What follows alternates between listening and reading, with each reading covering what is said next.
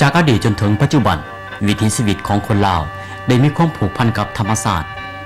โดยเฉพาะประชาชนที่อยู่เขตชนบทอาจเว้าได้ว่าชีวิตของเขาเจ้าและวัฒนธรรมท้องถิ่นล้วนแต่มีความเกี่ยวโยงกับป่าไม้และสายน้ำโดยตลอดมาเนื่องด้วยความผูกพันระหว่างวิถีชีวิตวัฒนธรรมท้องถิ่นกับทรัพยากรป่าไม้อย่างแน่นแฟ้นนี้เองจึงนำมาซึ่งความสะสมบทเรียนจากชีวิตประจำวันจนกลายมาเป็นความรู้และภูมิปัญญาของชาวบ้านในการทำมาหากินจากทรัพยากรป่าไม้ให้สืบทอดไปหอดเส้นลูกเส้นหลาน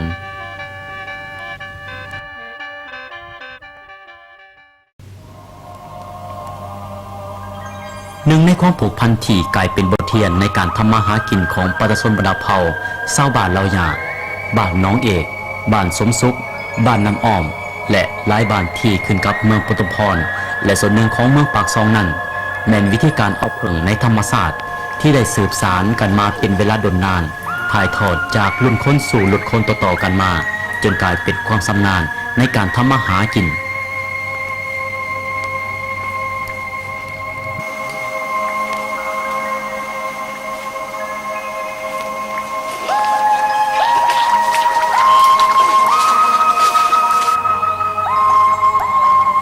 โดยธรรมศาสตร์แล้วเพิ่งมีหลายชนิดแต่ส่วนหลายชาวบ้านจะเอาเพิ่งพุ่มและเพิ่งต้นเท่านั้นซึ่งการอาศัยอยู่ของเพิ่งแต่ละชนิดแม้นอยู่ในลักษณะที่แตกต่างกันคือเพิ่งพุ่มจะอยู่ตามต้นไม้ทั่วไปต้นละหั่งสองหั่งเท่านั้นส่วนเพิ่งต้นนั้นจะมีลักษณะพิเศษผิดแตกต่างจากเพิ่งทั่วไปคือจะอยู่รวมกันในต้นเดียวประมาณ20-30 หั่งต่อต้นหรือบางต้นก็มีอยู่ประมาณ100 กว่าหั่ง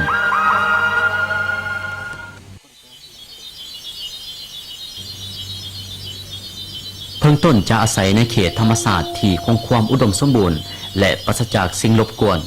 โดยเฉพาะมันจะอยู่ตามต้นไม้ใหญ่แคบนำหรือยอดนำบอกเริ่มแล้วมันจะอาศัยอยู่ในเขตดินซุมและมีน้ำไหลตลอดปีทั้งนี้ก็เพื่อพวกมันมีความสะดวกในการลำเลียงน้ำขึ้นไปเลี้ยงพวกลูกของมันนั่นเอง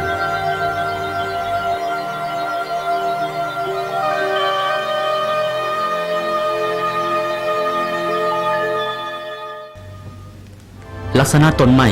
ที่เพิ่งต้นอาศัยอยู่นั้นแม้นต้นไม้ใหญ่เช่นต้นเดือหานต้นน้ำหมาหรือต้นไม้ชนิดอื่นๆบอกร่วมแล้วแม้นต้นไม้ที่มีลักษณะเป็นงาและมีพุ่มอยู่ทั้งปลายส่วนลำต้นแม้นบ่มีงาเลยนั่นเป็นเรื่องการเกื้อกูลทางธรรมชาติด้วยกันซึ่งพวกเขาบ่สามารถสอบหาคำตอบได้อย่างชัดเจน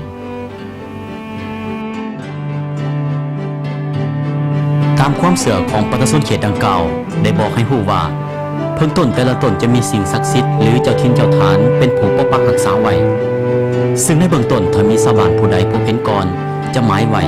และจับจองเป็นเจ้าของกลายเป็นมรดกตกทอดจากปู่ย่าตายายจนมาถึงเส้นลูกเส้นหลานได้สืบสานในการทำมาหากินถึงปัจจุบันและมีบนใดเล่าที่เคยท้องถิ่นหากินหาอยากเราก็บอกว่าลูกหลานเอ้ยวันนั้นยังมีมูลมรดกของพ่อเฒ่าที่รักษาเมียนตั้งแต่เก่าปล่อยพบพ่อไปหากินหาอยากสอกหาแต่ก่อนเดี๋ยวนี้ให้ลูกหลานรักสมรักษาเมียนแต่ว่าพ่อนี่เฒ่าไปแล้วแล้วก็ไปบ่ได้ยังบ่ฮอดและใส่ให้ลูกให้หลานนี่ไปฮอดมาเป็นให้พวกเจ้ารักสมรักษาเมียนที่ไปสมทบบ้านที่ว่าอยู่ใกล้ชิดมิตรใกล้เคียงเท่านั้นบ้านสร้างบ้านเสื่องที่ได้อยู่บนหันคือว่าให้พวกนั้นรักสมรักษามูลมั่งมรดกของพ่อการเอาผึ่งจะมีความแตกต่างกันในแต่ละท้องถิ่นซึ่งส่วนร้ายแล้วจะเป็นการเอาผึ่งแบบวิธีการทำลายแม่ผึ่งเพื่อเอาหั่งและน้ำผึ่งแต่การเอาผึ่งของชาวบ้านเลาหยาบ้านน้องเอกบ้านสมสุขบ้านน้ำอ้อมและบางบ้านที่ขึ้นกับเมืองปุตุพรและเมืองปากซองนั้นเป็นการเอาผึ่งผูกพันกับการอนุรักษ์การเอาผึ่งภูมิเน้นจะโบยุ่งยากเท่าใดเพียงแต่มีความกล้าหาญขึ้นต้นไม้และใดก็ได้ก็ถือว่าเป็นส่วนหนึ่งของความสำเร็จซึ่งเบื้องต้นก็ต้องมีการกาเกี่ยมสิ่งอำนวยความสะดวกต่างๆให้พร้อมทำอิฐก็จะต้องนำเอาไม้ตายที่หาได้ตามป่ามาหมัดเป็นโคนพอดี หลังจากนั้นก็นำไฟมาจูดให้ใหม่แล้วนำเอาใบไม้เป็นที่ได้กะเกียมมาโอบมัดเอาไว้ให้แน่นซึ่งจะกลายเป็นควันออกมาเพื่อนำไปโอบให้แม่เพิ่งภายนี้จากข้างใด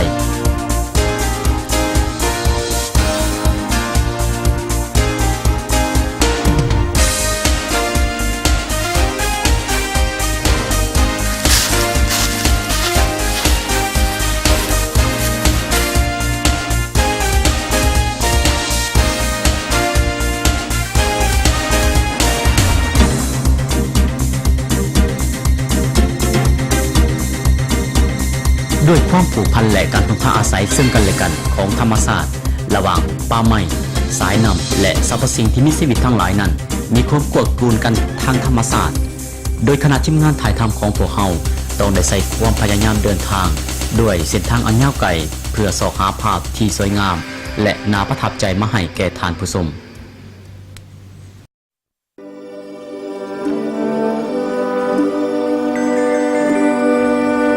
ขณะท้ายถ้ำได้เปลี่ยนทิศทางจากเมืองปุตุพรเดินทางมุ่งหน้าสู่เมืองปากซองแดนหนาวสันภูป่าไม้และสายน้ำบ่ได้เป็นอุปสรรคแก่ทีมงานถ่ายทำในการเดินทางของพวกเขาเลยพวกเขาได้สืบต่อเดินทางผ่านความเหน็ดหนาวและลำบากเป็นเวลาเกือบ3 ชั่วโมง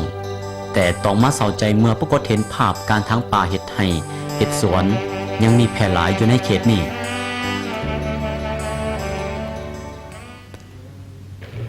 ตาเว้นจนจะหลับขอบฟ้านาทีแห่งความระทึกใจก็ได้มาถึง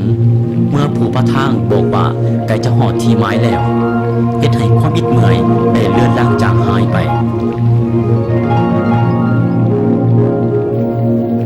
ความไม่ได้จางหายไปเห็นทันเมื่อที่นักของเขาได้เดินทางต้นลมที่ยืนสง่าผ่านไปแถมสายน้ำที่ใสเย็นแต่มันก็ต้องทำให้หายใจหายต้องการเลี้ยงสลายจากน้ำของป่าด้วยน้ำของเราซึ่งหมายถึงการดูแลวิธีการทำอาหารที่เป็นมาเพียงพอนั่นเอง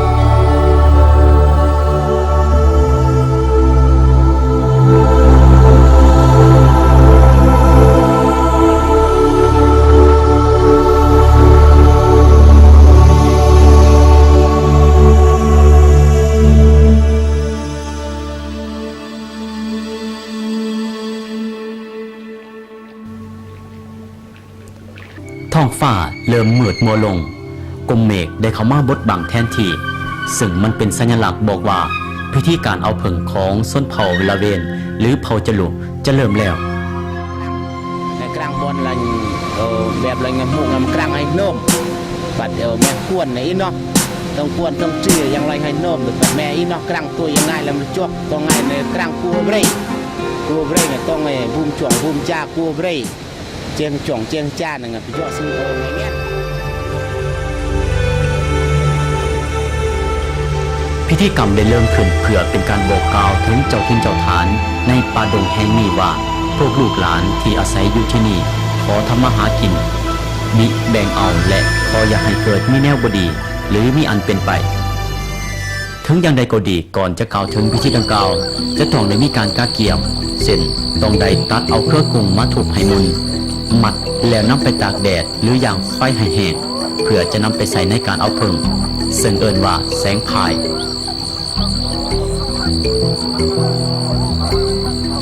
ก่อนการเดินทางผู้เป็นลูกเป็นเมียและผู้ที่จะไปเอาผึ่งจะต้องได้คลำในหลายอย่างเช่นห้ามบ่ให้สูดสบู่ใส่น้ำหอมทาข้าวแป้งแง่งแหวนและห้ามกินอาหารที่ใส่ผักคะผักเทียมหรืออาหารประเภทที่มีกลิ่นแข็งในเวลาเดินทางไปเอาผึ่งทุกคนจะต้องได้เคารพนับถือตามพีษของเขาหรือแสดงความนับถือต่อธรรมศาสตร์นั่นเองในการเอาผึ่งแบบวิธีการดังกล่าวแม่นจะนำเอาเครื่องไม้แห้งที่กะเกียมไว้มาจูดไฟให้ใหม่เป็นแสงพุงแล้วนำไปเคาะใส่งาใหม่ด้านเทิงที่ผึ่งจับอยู่ซึ่งแสงพายจะตกลงส่วนผึ่งจะบินลงน้ำแสงพายตกลงพื้นดินเหลือไว้เพียงหั่ง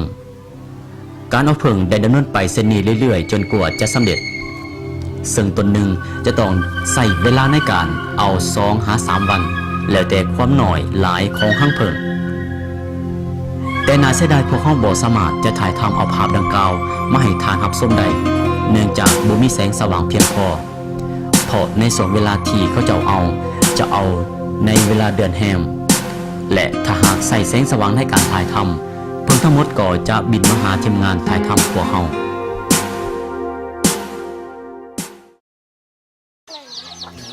หงอรุณของวันใหม่ความสวยงามที่เป็นผลิตภัณฑ์ทางธรรมศาสตร์ที่ถูกตกแต่งเอาไว้ได้กลายมาเป็นความต้องการของมนุษย์น้ำผึ้งและหั่งผึ้งได้รับการแบ่งปันตามการตกลงระหว่างผู้เป็นเจ้าของและผู้ขึ้นด้วยความพึงพอใจซึ่งเฉลี่ยแล้วในตนหนึ่งจะได้น้ำผึ้งประมาณ100 หา 200 ลิตร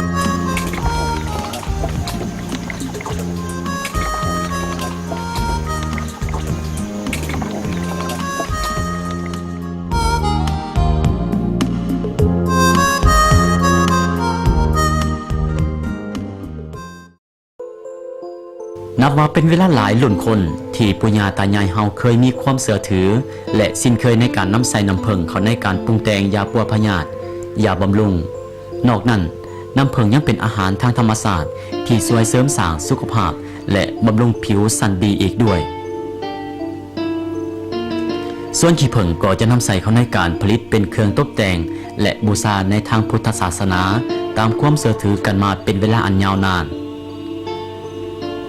เพราะฉะนั้นคนส่วนหลายยังเห็นเพียงแต่คุณค่าของน้ำผึ้งและขี้ผึ้งเท่านั้นแต่ยังบ่ทันได้คำนึงถึงคุณประโยชน์อย่างมหาศาลของผึ้งที่มนุษย์เฮาบ่สามารถทำได้ซึ่งมันได้ช่วยปรับความสมดุลทางธรรมศาสตร์ด้วยกันคือผสมพันธุ์เกสรดอกไม้ในป่าทั้งเป็นการขยายพันธุ์พืชและต้นไม้ที่หลากหลายชนิดในธรรมศาสตร์อย่างมีประสิทธิผลดีที่สุดแต่ก่อนแต่กี้มันมีหลอกจ้องมันกับเพิงมมะพามากจ้องหลอกจ้องเป็นปีไรเพิงต้องไล่ปีนะน้ำเพิงก็ไล่กลัวถ้าเฮานุรักษ์ต้องจ้องไว้ไล่แหงดีเพิงแหงมาไล่กว่าเก่าพาลองมากจ้องบ่เป็นปีไรมันเพิงบ่ไล่เพราะว่ามากจ้องกับเพิงมันปลูกพันกันระหว่างเพิงกับมากจ้องแต่มันเพื่อเพิงมันเอาหลอกจ้องไปเห็ดน้ำของมันดังนั้นพวกเขาซึ่งหมายถึงผู้สวมใส่และคุ้มครองที่มีส่วนเกี่ยวของนั้นควรช่วยกันปกปักรักษาไว้หรือหากเห็นเพียงแต่สิทธิผลประโยชน์โดยโกงเท่านั้นโดยการเอาเพิงแบบวิธีการทำลายหรือการทำลายสภาพแวดล้อมโดยทางเจตนาหรือบ่เจตนาซึ่งหมายถึงการทำลายวิถีชีวิตการทำมาหากินแบบพอเพียงของตนเองหรือจะรักษามันไว้ให้เคียงคู่กับธรรมชาติโดยตลอดไป